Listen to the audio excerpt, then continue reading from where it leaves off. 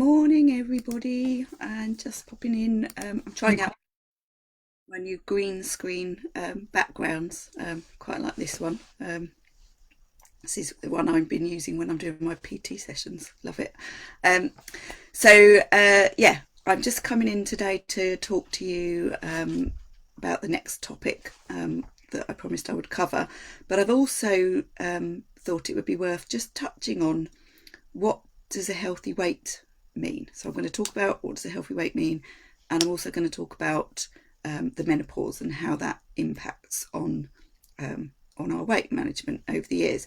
Now, I must put in a caveat: I'm not a menopause expert here, but I will be sharing, my observations both personally and professionally on what I think is the most likely explanation. Obviously, that doesn't apply to everybody because there's always going to be, individual circumstances, individual health issues that may impact.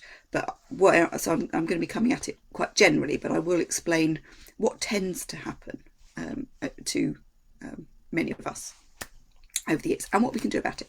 So, excuse me, my voice is still really struggling at times, so I'll do my best. So what is a healthy weight? Now, I have alluded to this, that it is actually, it's different things to different people, and ultimately what you want to achieve is the weight where you feel you're optimally well. So that is, are you physically healthy? Is your weight a physically healthy weight? Is it something that you're happy with, that you're not angst driven about, and can you maintain that without feeling constantly in conflict? So I'll give you an example.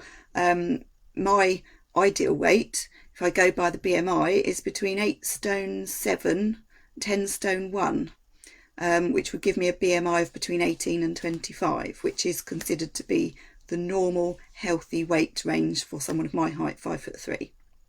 Now, I prefer and have preferred for the last 10 years to sit at around 10.5 stone, or 10 stone 3 or 4 to 10 stone 7 is my most comfortable. That's my optimal, where I feel the healthiest physically, mentally, everything, because I have been 8 stone 9 at my lowest, and I have been 13.5 stone at my heaviest, and at that weight I was feeling very unhealthy, unhappy, very depressed, sluggish, in pain, hated what I saw in the mirror, hated pretty much everything about myself. So that definitely was not optimal for me. And I was a size 18 to 20 in clothes, because I'm quite short. It doesn't take an awful lot of weight to go on for it to be noticeable and for it to impact on me. At 8 stone 9, I had no muscle. I was skinny. You could see all my ribs here. So when I sat down, it was really uncomfortable. Driving was really uncomfortable. I had to get a cushion to sit on in the car, and my hip bones were sticking out. So that wasn't good either. And then when I was, say 10, so I think, I quite like myself at, say, 9 stone 13. I do quite like that. When I look in the mirror, I think, yeah, I look great. But I find it really hard to sustain 9 stone 13. For me, that means eating less than I'm comfortable with, because it's just that little bit lower. And yeah, I've been there a few times, but every time I get there, I bounce back a little bit, because I don't want to do what I have to do to stay there. I could stay there if I was prepared to be a bit stricter with myself, but I don't want to do that. So optimally, 10 stone 3 to 7 is where I prefer to stay. I'm outside of the healthy BMI. I'm a 26. I'm usually sort of about 25.6 to 26 BMI at that. And that for me is where I'm quite happy to stay. I'm not putting pressure on myself to go lower. Yeah, sometimes I kind of think, oh yeah, maybe I could. And I know that I run faster when I'm a bit lighter. And if running is my goal and I want to run a bit faster, then yeah, I can work hard, drop those pounds and see if I stay there. But it's not a real driver. It's not a real priority for me, hence why I don't do it. So when you're thinking about what is a healthy weight for you, yes, physically healthy is important. You need to be physically healthy. And the BMI is it does get a bit of a bad rap. It's a good screening tool for the first step in establishing whether someone is a healthy weight or not. But you've got to look beyond that. You can't just go, right, I'm a healthy BMI and that's it. You could be a healthy BMI but still be really unhealthy. You could be over a healthy BMI and be really healthy. So for me, I'll give you a good example, and it sort of taps into the exercise subject a little bit, in that I actually lost a dress size. I went from a size 12 to a size 10, but I didn't change my weight because I was consistently weight training, and I lost inches because my body composition was changing. I was dropping fat, which takes up more space, and I was building muscle, which takes less space. And it was over a couple of years, and it happened gradually, so gradually I didn't even notice it was happening. And then I suddenly looked and realised my shape had changed, and I thought, whoa, that's amazing. And I was eating a lot of food, but not too much. I was eating the right amount for my body to be able to maintain my weight.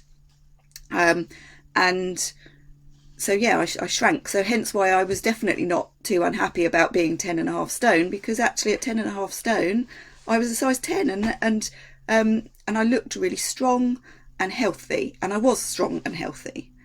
So it didn't matter that I was slightly outside of the healthy BMI, because to me that's still healthy. When you get to 30 BMI is definitely a weight to be concerned about, because that is increasing our risk. So between 25 and 30, the closer you get to 30, it's like a sliding scale. It's not like as soon as you get to 30 that means you're unhealthy, and if you're under 30 you're healthy. It doesn't work like that. But just think about where you are on the scale and what your physical health is like in relation to that. And obviously we need to consider risk factors. So things like, if you're monitoring your own blood pressure, which everybody can do now, if you're monitoring, your weight regularly, and you're keeping fit, you're exercising as much as you are able to within your constraints of your life, and what's important for your health. It's a very individual thing. So it's really about thinking about what is right for you. It doesn't matter what the book says, it doesn't matter what the rules say. It's thinking of taking all of that into context and thinking, where do you sit on that and what's right for you? So I hope my example gives a little bit of insight into that it's so important not to get too hung up on the numbers. You've got to consider what's right for you. And having been through the programme and looked at your trade-offs and compromises, and now what are the things that you're prepared to give up, what are the things you're not prepared to give up, and what's going to cause you stress if you try to give up. So keep all of that in context when you're considering what is a healthy weight for you. And a healthy weight is not all about the weight. So as I said, I lost a dress size through working on my body composition, and I didn't change my weight during that time, or hardly anything during that time. So it was more than about the weight. It was about what my weight consisted of. Once I dropped fat and increased muscle, my body composition changed. So when you have got a lot of weight to lose, it is more about losing the weight. And because as you lose the weight, you're losing fat. And as long as you are doing some resistance work, you will maintain your muscle, which means that you'll be able to maintain your energy burning furnace, if you like. It's when we lose our muscle that becomes a problem, which leads me nicely on to where the menopause fits in. So what I see, this is something that's very, very common, is people say, I didn't have a problem with my weight, and then I hit my mid-40s and everything started to change. Now, what tends to happen with a lot of people, as I say, please bear in mind that this may not apply to you, but what happens with a lot of people is that by the time we hit our mid-40s, there's been a little bit of a perfect storm happening. And one of those is, if we are not doing regular weight training, we will gradually lose muscle mass.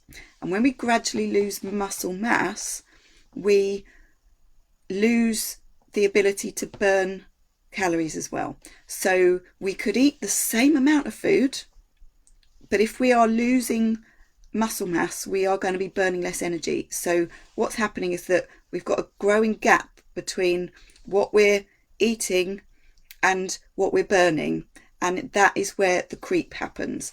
And you only need to eat, and I've shared this before, the equivalent of 2 bourbon biscuits a day more than your body needs to put on a stone in a year. So if you're gradually doing that over a period of years, suddenly you could find yourself 3 or 4 stone heavier than you were, simply because of that really slow creep. Also, we can end up being more sedentary. Our lifestyles change, and because we are not hardwired to pay attention to what we eat or how much we eat, it's easy to fool ourselves and say, well, I haven't changed what I eat, when in actual fact we might have done, and we may be eating more than we were. So if we're already losing muscle mass and we're eating more, then it is a perfect storm. And then we've got the hormonal aspects and where our bodies store fat. So it changes over time. Menopause influences that, stress influences that, lack of sleep influences that. There are so many influences. And if we are, if we're in our mid-40s and we've got children who are maybe teenagers, and we've got parents who are getting more elderly and may need help, and we've got a stressful job, we've got lots of stress going on, which is also going to be impacting. So it may not actually be the menopause, it may be other factors, but we put it down to the menopause because of the age. And this is obviously aimed at women. So apologies for any men who may be listening. But if stress is an issue for you, and you've got teenage children and elderly parents, and you're stuck in the middle and trying to hold down a full-time high-pressure job, then that also could apply to you. So that tends to be what happens. And quite often the solution isn't going down the road of medication. It can be.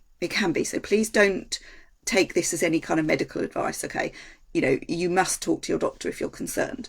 But for a lot of people, simply focusing more on diet, doing resistance training, getting more sleep, drinking enough water can be enough to turn things around.